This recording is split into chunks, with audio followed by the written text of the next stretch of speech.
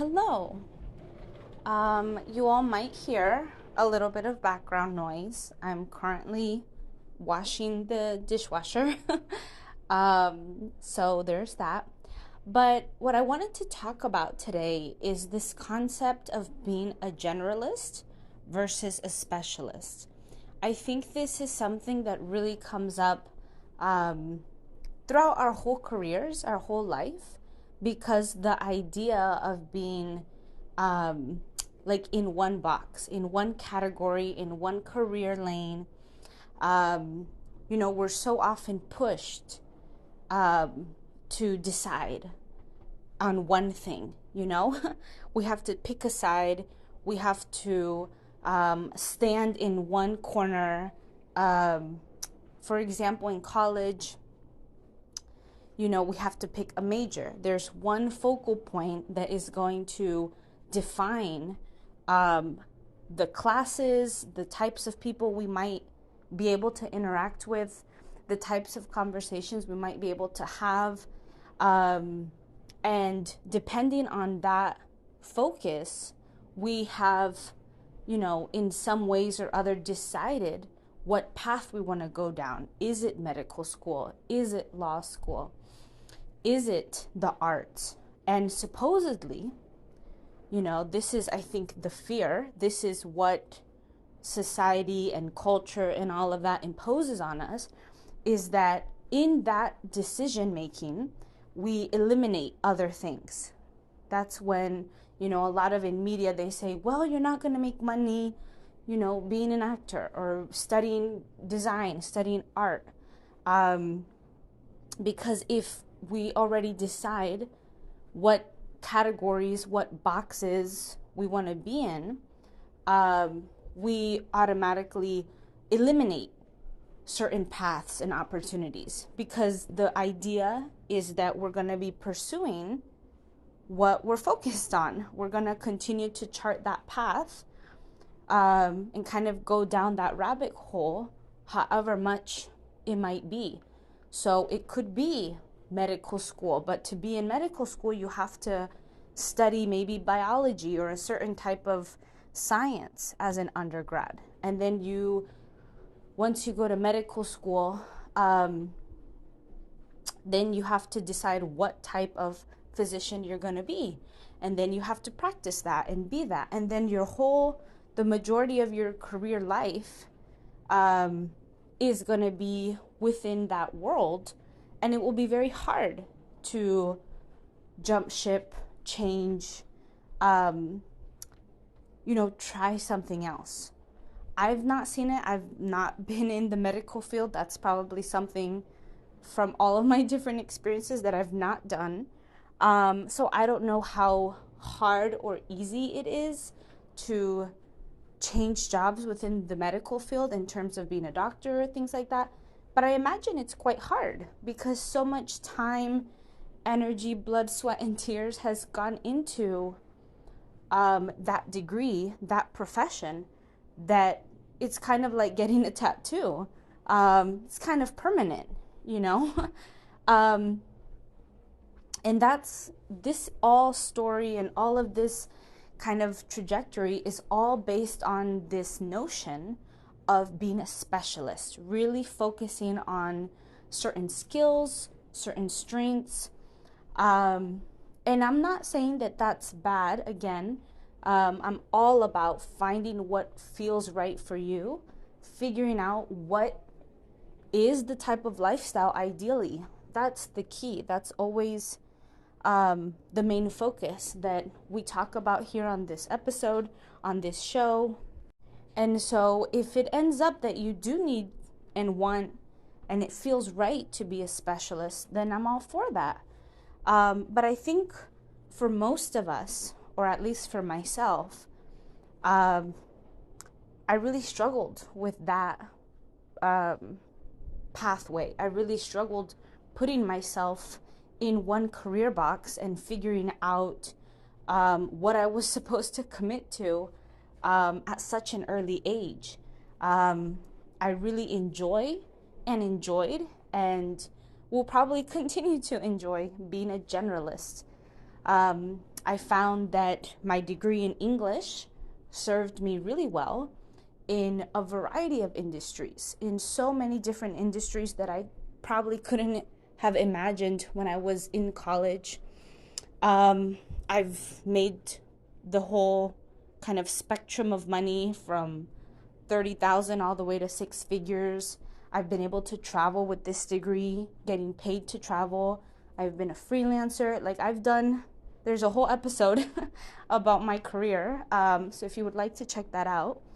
But, you know, I wouldn't have been able to do all those things in just specializing, because I do think that, and that's something that I have said often when I've had interviews and I was looking for full-time work back in the day. People would ask me, so what are your greatest strengths? Or, what is it that makes you shine, and why should we hire you? And all these different questions. Is my adaptability, is the being able to use this skill set in a variety of different ways. I'm sure chefs and cooks and designers, people who are able to think creatively, and maybe have limited resources. I'm envisioning, a chef that maybe only has a few ingredients to work with, but can come up with tacos and omelets and a sandwich or sandwiches and all sorts of things. And so that's kind of the analogy that I'm working with here. That to be a generalist doesn't mean that you can't specialize in something, or you can't have a handful of skills or tools that you can utilize in different ways, or in one industry if you want to specialize in a specific industry. But really being a generalist is being able to not have that confinement, not have that one category, that one kind of path. You can have multiple paths. And I think this is really what is happening nowadays, or what maybe has been happening, the trajectory of the job market, of the career world, because it's really hard. If the job isn't as specialized, as I said, like a medical profession or the legal field, something that really requires specific knowledge, then I think it's in our favor to be a generalist. It's in our favor, and not only in terms of monetary, financial gain, and not just figuring out, as I always say, what work environments, what types of people, but really for ourselves in terms of self-help, and personal development. Being a generalist really serves us in this way, because it's only through the variety, the diversity, that we can be able to expand on certain skills or choose to specialize and focus in. Like with me, going back to my career story experience, I tried to specialize in what is it called? Proposal and technical writing quite early on in my career. And not only did I realize that, number one, I didn't enjoy that field or that skill, but number two, I didn't want to just focus in on one path. I couldn't understand how I was supposed to just have the same routine and commit to that same job for however many years, and find success. I really wanted to try different things, because what college doesn't do, and this is something that I hope, people in higher education can learn from or can apply, is that experiential piece is so important. How we are choosing to apply what we're learning in different settings, with different environments, that is so important. I think, if I can recall, in college, we do have the option for online learning versus in person. And so there is that. But in terms of applying what we're learning, how do we know, how does anyone know that they really want to be in a specific field or doing certain things? So anyways, that's a whole different um, um, that's a whole different topic all about higher education and college and what they should or shouldn't be doing. But the key that I want to highlight here is that, from an early age, when we're in high school, when even before, who knows, we're already told, there's already this expectation of specificity, of specialization. And while that might be helpful for some, and that might bring success and fulfillment, that's not necessarily the hard and fast rule. And we should all take that advice with a grain of salt. Because the more that we try to push ourselves in a certain direction, either because we're told that that's the right direction to go in, or because it appears that following that one path is going to bring success, usually what ends up happening is there's a pushback because we don't know it in our bodies. We haven't figured it out in our hearts and spirits and minds. And so being a generalist or taking a more generalist approach will serve us, will be more helpful than hurtful in our short-term and long-term careers and holistic lifestyles that we're building for ourselves. Because being this generalist, having this more wide-ranging approach to not just career, but let's also talk about maybe physical health. If we stick to just one way of training, sure, we'll get good at that one way of training, but we might face burnout and fatigue. One day we might not have access to the gym, like what happened with COVID. And so variety, I think that's an expression, is that variety is the spice of life. There's not always every day a certain amount of sunlight is going to hit the mint leaves or the plants in a certain way. There might be change. Maybe there's some cloud coverage. Maybe there's some rain. Maybe there's a storm. So what I'm saying is that there's no way to be so specific, to be so boxed in on a path that will guarantee success and fulfillment and triumph. And what usually ends up happening when we live with that assumption, when we live with that belief or that thought, is that we confine ourselves away from opportunities, away from other possibilities, and especially in our early 20s, late 20s, in our 30s, as we're still developing and creating our career. That's not to say that it's ever too late when we're in our 40s or 50s, but I think that especially in the United States, those are kind of the years when there's this pressure of retirement and how much are we trying to get back from the government and the pension if we've decided to stick with working in the government or places that provide pension. So I would say in later years, we're kind of reaping what we've sowed. We're kind of harvesting. And so it's not that we can't change. There should always be this mentality of change and, again, being a generalist.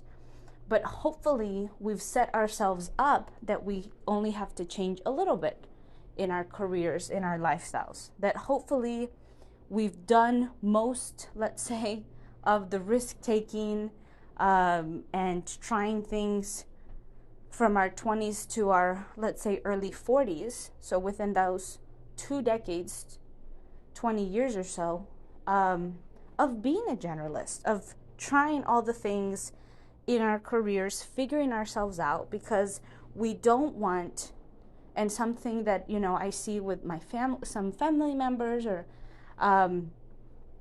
some clients that I worked with in a freelance capacity who are much older than me.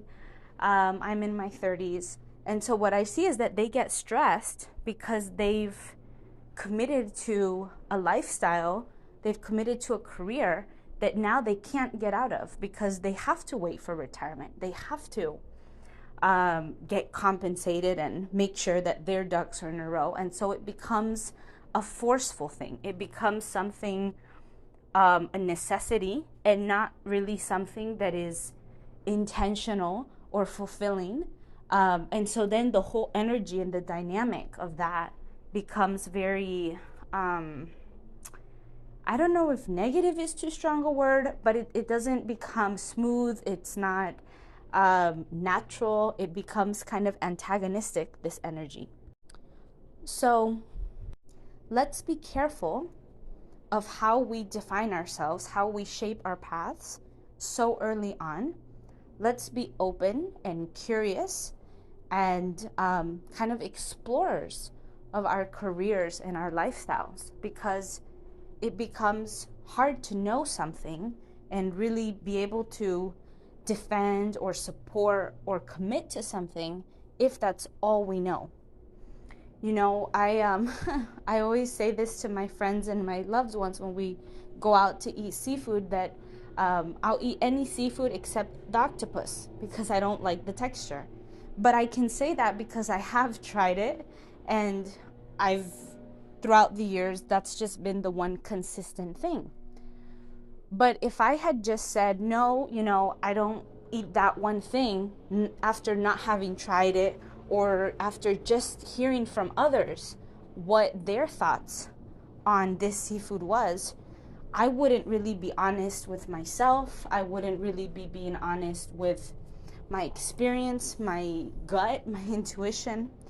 So this is an advice that we hear a lot from society, is being a specialist, maybe in not so many words, but really being specific, really finding a particular path, a specific path, really honing in on something. And I'm here to say that that's BS. That's bullshit. Because that might serve if we really commit to if we really know that being a doctor or a lawyer, there are specific paths that require specific things.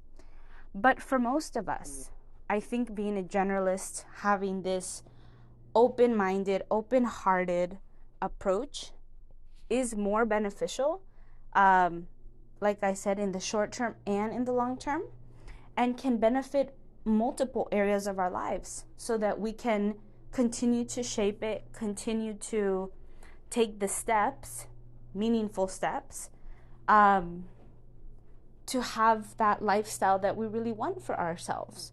Because if we're committing to be a doctor, for example, but we're realizing in the long term that there's going to be days on call, there's going to be 12-hour shifts, there's going to be maybe nighttime shifts, and then the lifestyle that we're looking for is to be a homesteader, or is to, I don't know, have more time to travel, have more time with family and loved ones, and I don't know.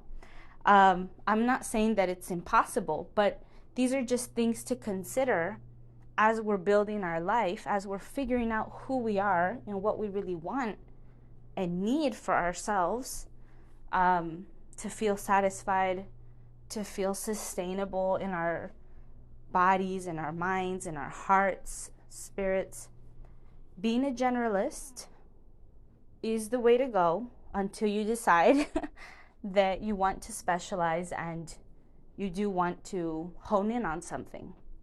So start wide, start with a wide approach, and then as you start to shape your path, then decide, you know, if you want to continue to explore and try new things, or specialize and kind of settle in on a specific path, on a specific skill.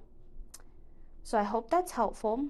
If you've had any experiences like this or any other thoughts about it, please leave them in the comments. And until next time, be well.